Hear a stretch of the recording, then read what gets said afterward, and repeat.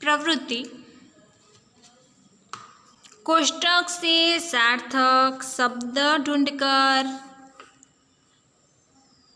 घेरा कीजिए, उसे खाली जगहों में लिखिए और उसका वाक्य में प्रयोग कीजिए। तो आ तमने चौरस बॉक्स आप्युं छे बेटा, एमां शब्दों आप्या छे, ए शब्दों तमारे अहींया लखवाना छे, ए शब्दनो वाक्य प्रयोग तमारे करवानो छे। तो पहेलुं छे चलन।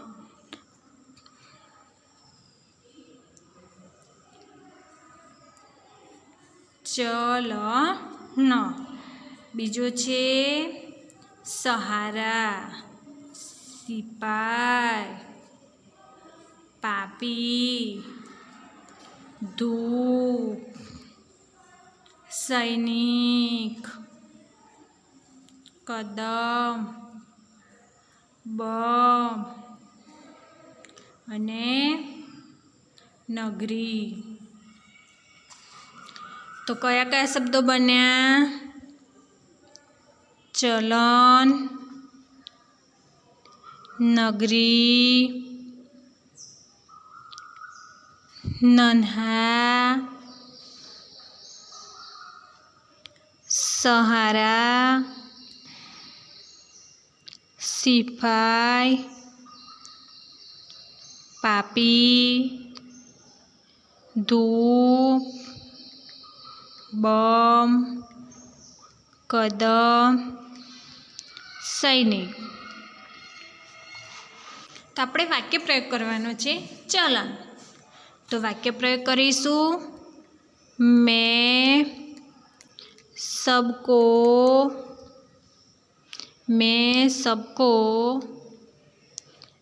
प्यार का चलन सिखाऊंगा।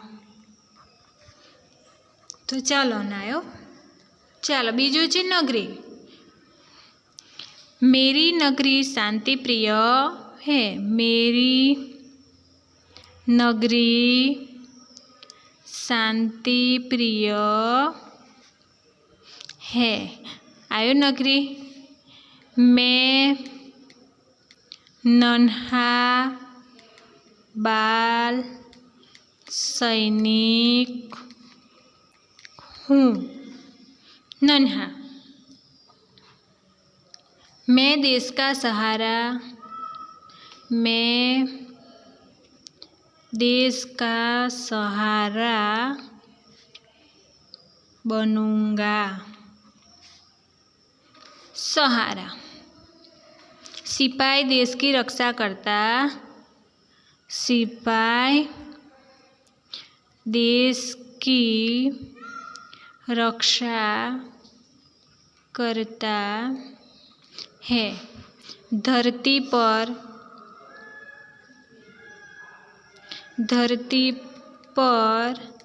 पापी जन्म नहीं लेंगे। धरती पर पापी जन्म नहीं लेंगे। मैं धूप में पसीना बहाऊंगा। बम से विनाश होता है। मेरा कदम आगे ही बढ़ता रहेगा।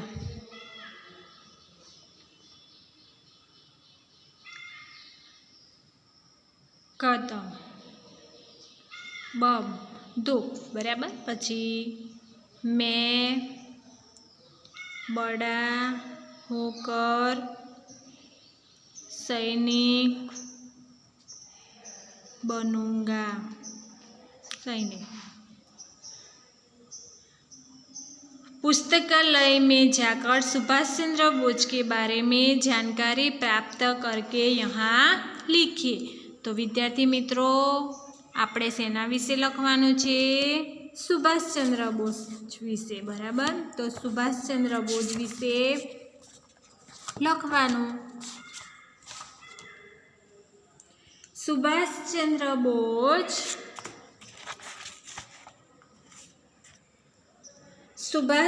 બોઝ વિશે લખવાનું છે. તો सुभाष चंद्र बोस को हम नेताजी के नाम से जानते हैं.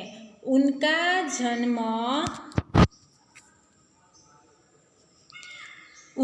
जन्म 23 जनवरी 1897 को बंगाल में हुआ था. वे बचपन से ही बड़े बुद्धिमान थे. 1913 में उन्होंने कोलकाता विश्वविद्यालय से BA पास किया. फिर इंग्लैंड जाकर उन्होंने ICS की कठिन परीक्षा पास की. ICS की परीक्षा पास करने पर भी सुभाष बाबू ने उच्च पद की सरकारी नौकरी करना पसंद नहीं किया. वे बड़े देश प्रेमी थे. वे हमारे देश को आज़ाद देखना चाहते थे. उन्होंने गांधी जी के असहयोग आंदोलन में भाग लिया. देश के लिए वे कई बार जेल में गए. भारत से बाहर जाकर सिंगापुर में उन्होंने आज़ाद हिंद फौज बनाई. वे भारत के लोगों से कहते थे, तुम मुझे खून दो, मैं तुम्हें आज़ादी दूंगा. दुर्भाग्य से सुभाष चंद्र भारत को आज़ाद नहीं देख पाए. 18 अगस्त 1945 को बैंकॉक से जापान जाते समय एक विमान दुर्घटना में उनकी मृत्यु हो गई.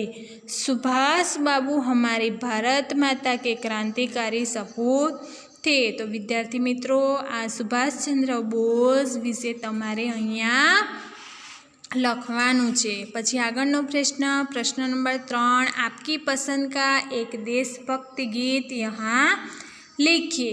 વિદ્યાર્થી મિત્રો, તમારે અહીંયા દેશભક્તિનું ગીત લખવાનું છે. જો તમને દેશભક્તિ ગીત ના આવડતું હોય તો તમે નન્હા મુન્ના રાય કવિતા અહીંયા લખી શકો. प्रश्न नंबर 4. यहाँ तिरंगा झंडा बनाकर उसमें रंग भरिए. અહીંયા બેટા तिरंगा झंडो દોરવાનો. झंडो દોરીને તમારે રંગ પૂરવાના. કયા કયા રંગ પૂરવાના બેટા? કેસરી, સફેદ, લીલો. તો વિદ્યાર્થી મિત્રો, તમારું અહીંયા ત્રીજું ચેપ્ટર નન્હા મુન્ના રાય સ્વાપોથીમાં બરાબર પૂરું કર્યું છે. સ્વાપોથી તમારે પૂરી દેવાની બરાબર. સ્વાધ્યાયપોથીમાં પ્રશ્ન 1 જોયો. 1-2 વાક્યમાં પ્રશ્નના જવાબ. प्रश्न 2, सही वाक्यांश चुनकर विधानों को पूर्ण कीजिए. प्रश्न 3, 1-2 वाक्यों प्रश्नों जवाब लखवानो छे. प्रश्न 4 मोटा प्रश्नों छे. प्रश्न 5 विरुद्धार्थी शब्द. प्रश्न 6 मुहावरे का अर्थ. प्रश्न 7 वर्ण होधीने वर्ण परथी शब्द बनावाना. प्रश्न 8 मातृभाषा में अनुवाद कर्यो. प्रश्न 9 भावार्थवाળી पंक्तिओ काव्यमांथी शोधीने लखी. प्रश्न 10 समानार्थी शब्दों जोया. प्रश्न 11 खाली जग्याओ जोई.